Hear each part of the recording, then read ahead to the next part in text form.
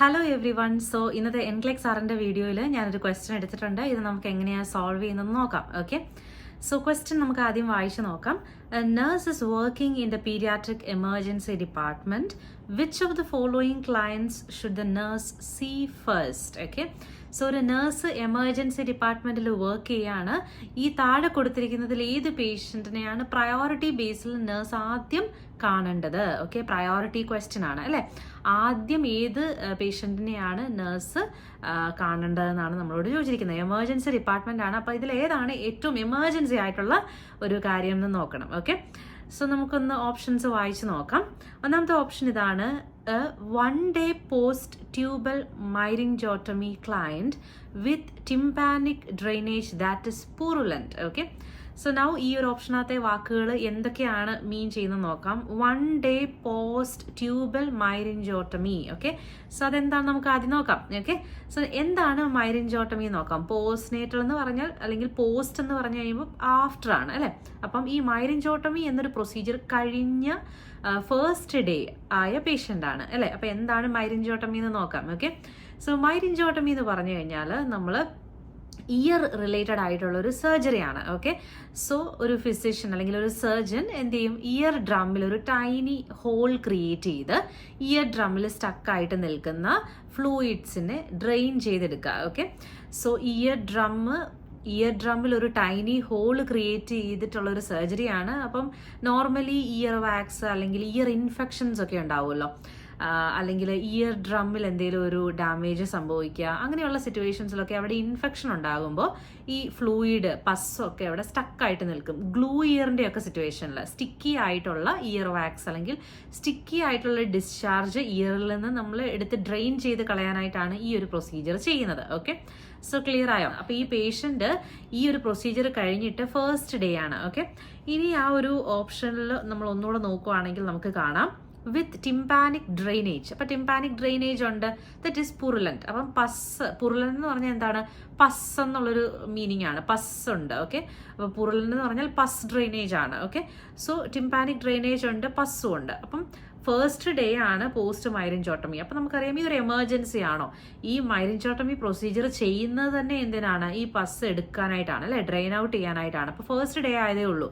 So ഈ പുറുലന്റ് ആയിട്ടുള്ള discharge drainage മീൻ ചെയ്യുന്നത് ആ പ്രൊസീജിയർ എഫക്റ്റീവ് ആയിരുന്നു, ആ പ്രൊസീജിയർ ഓക്കെ ആണ്, പ്രൊസീജിയർ എഫക്റ്റീവായി ആ പ്രൊസീജിയറിൽ നിന്ന് ഡിസ്ചാർജ് വരികയാണ്. അപ്പോൾ അതെന്ന് പറയുന്നത് ഒരു നോർമൽ ആയിട്ടുള്ള ഒരു കാര്യമാണ്, അതൊരു എമർജൻസി അല്ല. ഓക്കെ, സോ ക്ലിയർ ആയെന്ന് വിശ്വസിക്കുന്നു. ഒന്നാമത്തെ ഓപ്ഷൻ. ഇനി രണ്ടാമത്തെ ഓപ്ഷനിലോട്ട് നമുക്ക് പോവാം. 8 day old client with a patent ductus arteriosus who has a murmur. Okay, now എന്താണ് PDA എന്ന് അറിഞ്ഞിരിക്കണം നമ്മളിത് ആൻസർ ആയിട്ട് ചെയ്യാനായിട്ട്. അതൊരു എമർജൻസി ആണോ നോക്കാനായിട്ട് അല്ലെ. മർമർ എന്താണെന്നൊക്കെ നമ്മൾ അറിഞ്ഞിരിക്കണം. സോ നമുക്ക് ആദ്യം ഈ പേറ്റന്റ് ഡക്ടസ് ആർട്ടീരിയോസിസ് എന്താണെന്ന് നോക്കാം. ഓക്കെ, സോ പേറ്റന്റ് ഡക്ടസ് ആർട്ടീരിയോസിസ് എന്ന് പറയുന്ന ഒരു കൺജനൈറ്റൽ അബ്നോർമാലിറ്റി ആണ്, കൺജനൈറ്റലി ഉള്ള ഒരു കണ്ടീഷൻ ആണ്. ഓക്കെ, സോ ഹാർട്ടിനെയും ലങ്സിനെയും അഫക്റ്റ് ചെയ്യുന്ന ഒരു കണ്ടീഷനാണ്. സോ നമുക്കറിയാം ഡക്ടസ് ആർട്ടീരിയോസിസ് എന്ന് പറയുന്ന ബ്ലഡ് വെസൽ നോർമലി ബേർത്ത് കഴിഞ്ഞ് കുറച്ച് കഴിയുമ്പോൾ ഇത് ക്ലോസ് ആവേണ്ടതാണ്. ഓക്കെ, ആ ഒരു ബ്ലഡ് ഫ്ലോ നടക്കുന്ന ആ ഒരു ബ്ലഡ് വെസൽ ക്ലോസ് ആകും നോർമലി. അത് ക്ലോസ് ആവാത്ത സിറ്റുവേഷൻ ആണ് ഈ പേറ്റന്റ് ഡക്ടസ് ആർട്ടീരിയോസിസ് എന്ന് പറയുന്നത്. ഓക്കെ, സോ ഞാൻ ഒന്നുകൂടെ പറയാം. ഡക്ടസ് ആർട്ടീരിയോസിസ് എന്ന ബ്ലഡ് വെസൽ ജനിച്ചു കഴിയുമ്പം നോർമലി ക്ലോസ് ആകേണ്ടതാണ്. അത് ക്ലോസ് ആവാത്ത സിറ്റുവേഷൻ ആണ് പേറ്റന്റ് ഡക്ടസ് ആർട്ടീരിയോസിസ് എന്ന് പറയുന്നത്. കൺജനൈറ്റലി ഉള്ള ഒരു കണ്ടീഷനാണ്. സോ ഈ ഡക്ടസ് ആർട്ടീരിയോസിസ് എന്ന് പറയുന്ന ഒരു സ്പെഷ്യൽ ആയിട്ടുള്ളൊരു ബ്ലഡ് വെസലാണ്. ഓക്കെ, ബ്ലഡ് ഫ്ലോയ്ക്ക് വേണ്ടിയുള്ളൊരു ബ്ലഡ് വെസലാണ്. ഫീറ്റൽ ഡെവലപ്മെന്റിന്റെ സമയത്ത് ഇനഫ് ആയിട്ടുള്ള ബ്ലഡ് കിട്ടാൻ വേണ്ടി ഉള്ള ഒരു ബ്ലഡ് വെസലാണ്. അപ്പം ഇത് ബേർത്ത് കഴിയുമ്പോൾ നോർമലി ക്ലോസ് ആകേണ്ടതാണ്, അത് ക്ലോസ് ആവുന്നില്ല ഈ ഒരു കണ്ടീഷനിൽ. ഓക്കെ, സോ ഇത് ക്ലോസ് ആവാത്ത കാരണം എന്ത് സംഭവിക്കാം? ഹാർട്ട് റിലേറ്റഡ് ആയിട്ടുള്ള സിംറ്റംസ് ഉണ്ടാകാം. ഹാർട്ട് ബീറ്റ് കൂടുതലായിരിക്കാം. ഓക്കെ, സോ പുവർ ഫീഡിങ് ഉണ്ടാകാം, അതുപോലെ തന്നെ ഷോർട്ട്നെസ് ഓഫ് ബ്രെത്ത് ഉണ്ടാകാം. ഓക്കെ, ഫാസ്റ്റ് ആയിട്ടുള്ള ഹാർട്ട് റേറ്റ്, മർമേഴ്സ്. അപ്പോൾ ഈ ഫാസ്റ്റ് ഹാർട്ട് റേറ്റ്, ഹാർട്ടിനൊരു ഇഷ്യൂ ഉള്ളപ്പം മർമർ എന്ന് പറയുന്നത് ഈ പേറ്റന്റ് ഡക്ടസ് ആർട്ടീരിയോസിസിൽ നോർമൽ ആയിട്ടുള്ള ഒരു കാര്യമാണ്. അതായത് പേറ്റന്റ് ഡക്ടസ് ആർട്ടീരിയോസിസ് ഉള്ള ഒരാൾക്ക് എക്സ്പെക്റ്റഡ് ആയിട്ടുള്ള ഒരു സിംറ്റം ആണ് എന്ത് മർമർ എന്ന് പറയുന്നത്. മർമർ എന്ന് പറഞ്ഞാൽ എന്താണ്? ഹാർട്ട് സൗണ്ട് ആണ് അല്ലെ. സോ റാപ്പിഡ് ആയിട്ടുള്ള സ്വൂഷിങ് സൗണ്ടിനെയാണ് നമ്മൾ മർമർ എന്ന് പറയുന്നത്. ഓക്കെ, സോ എന്തെങ്കിലും ഒരു അബ്നോർമാലിറ്റി ഹാർട്ടിനുള്ളപ്പം നമ്മൾ സാധാരണയായിട്ട് കേൾക്കുന്ന പല കണ്ടീഷനിലും കേൾക്കുന്ന ഒരു ഹാർട്ട് സൗണ്ട് ആണ് മർമർ എന്ന് പറയുന്നത്. അപ്പോൾ ഈ PDAയിൽ മർമർ എന്ന് പറയുന്നത് ഒരു എക്സ്പെക്റ്റഡ് ആയിട്ടുള്ള ഒരു സിംറ്റം ആണ്. സോ അതൊരു എമർജൻസി ആയിട്ടുള്ള ഒരു കാര്യം അല്ല അവിടെ. ഓക്കെ, സോ സെക്കൻഡ് ഓപ്ഷൻ നമുക്ക് എലിമിനേറ്റ് ചെയ്ത് കളയാം. കാരണം ഫസ്റ്റും എയും ബിയും അവിടെ എമർജൻസി ആയിട്ട് നമുക്ക് കൺസിഡർ ചെയ്യാൻ പറ്റില്ല അല്ലെ. ഇനി നമുക്ക് തേർഡ് ഓപ്ഷൻ ഒന്ന് വായിച്ചു നോക്കാം. Okay, so A 6-year-old client with epiglottitis who is drooling and has a severe sore throat. അതാണ് മൂന്നാമത്തെ ഓപ്ഷൻ. ഓക്കെ, സോ എപ്പിഗ്ലോട്ടൈറ്റിസ് എന്താണെന്ന് നോക്കാം. എപ്പിഗ്ലോട്ടിസ് എന്ന് നിങ്ങൾ കേട്ടിട്ടില്ലേ? എപ്പിഗ്ലോട്ടിസ് എന്താണെന്ന് ഞാൻ ആദ്യം പറഞ്ഞു തരാം. ലാരിങ്സിന്റെ മുകളിൽ ഒരു ചെറിയ മൂവബിൾ ആയിട്ടുള്ള ഒരു ലിഡ് പോലെ കാണുന്ന ഒരു പോർഷനാണ് എപ്പിഗ്ലോട്ടിസ് എന്ന് പറയുന്നത്. ഓക്കെ, സോ ലിഡ് എന്ന് നിങ്ങൾ കേട്ടിട്ടില്ലേ? നമ്മളിപ്പോൾ ഒരു വെസൽ അടയ്ക്കാനായിട്ട് ഉപയോഗിക്കുന്ന അടപ്പിനെ നമ്മൾ എന്താ പറയാ? ലിഡ് എന്നാണ്. അത് അടച്ചു വെക്കുകയാണ് അല്ലെ. സോ അതേപോലെ തന്നെ ലാരിങ്സിന്റെ മുകളിൽ കാണുന്ന ഒരു അടപ്പാണ്, ഓക്കെ, ഒരു ലിഡാണ് എന്ത്? എപ്പിഗ്ലോട്ടിസ് എന്ന് പറയുന്നത്. സോ ഈ അടയ്ക്കുന്ന ഈ ഒരു ലിഡ് എന്താ അതിന്റെ ഫംഗ്ഷൻ എന്ന് പറഞ്ഞു കഴിഞ്ഞാൽ നമ്മൾ ഫുഡ് കഴിക്കുമ്പം നമ്മളത് വിൻഡ് പൈപ്പിലോട്ട് പോവാതിരിക്കാൻ, ലങ്സിലോട്ട് പോവാതിരിക്കാനായിട്ട് ഉള്ള, അത് പ്രിവെന്റ് ചെയ്യാനായിട്ടുള്ള ഒരു ലിഡാണ്, ഓക്കെ, എപ്പിഗ്ലോട്ടിസ് എന്ന് പറയുന്നത്. സോ ഈ എപ്പിഗ്ലോട്ടിസിനുള്ള ഒരു ഇൻഫെക്ഷൻ ആണ് എപ്പിഗ്ലോട്ടൈറ്റിസ്. ഓക്കെ, സോ ക്ലിയർ ആയോ? സോ ഒന്നുകൂടെ ഞാൻ പറയാം. നമ്മളുടെ വിൻഡ് പൈപ്പിലോട്ട്, അതായത് ലങ്സിലോട്ട് നമ്മൾ കഴിക്കുന്ന ഫുഡും ഒക്കെ പോകാതിരിക്കാൻ വേണ്ടി ഒരു ലിഡുണ്ട് ഇവിടെ ലാരിങ്സിന് മുകളിലായിട്ട്. ഓക്കെ, ആ ലിഡിനെയാണ് നമ്മൾ എപ്പിഗ്ലോട്ടിസ് എന്ന് പറയുന്നത്.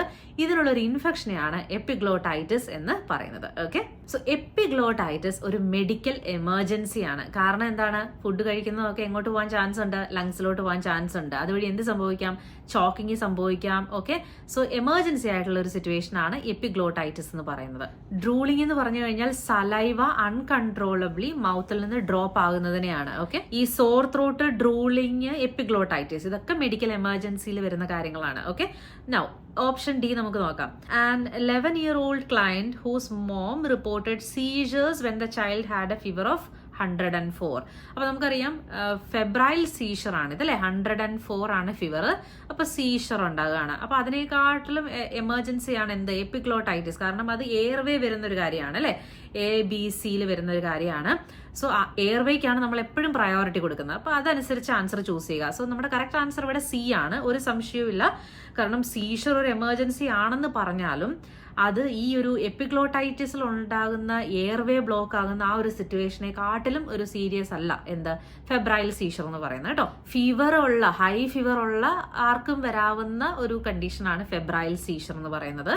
ഫെബ്രൈൽ സീഷർ കൺസേണിങ് ആയിട്ടുള്ള ഒരു കാര്യം തന്നെയാണ്. പക്ഷെ നമ്മൾ എപ്പിഗ്ലോട്ടൈറ്റിസുമായിട്ട് കമ്പയർ ചെയ്യുമ്പോൾ, അതിന്റെ സിംറ്റംസുമായിട്ട് കമ്പയർ ചെയ്യുമ്പോൾ ഫസ്റ്റ് നോക്കേണ്ടത് ആ ഒരു എപ്പിഗ്ലോട്ടൈറ്റിസ് ഉള്ള പേഷ്യന്റിനെയാണ്. ഓക്കെ, അപ്പൊ ഈ ഒരു ക്വസ്റ്റ്യന്റെ ആൻസർ നിങ്ങൾക്ക് ക്ലിയർ ആയെന്ന് വിശ്വസിക്കുന്നു.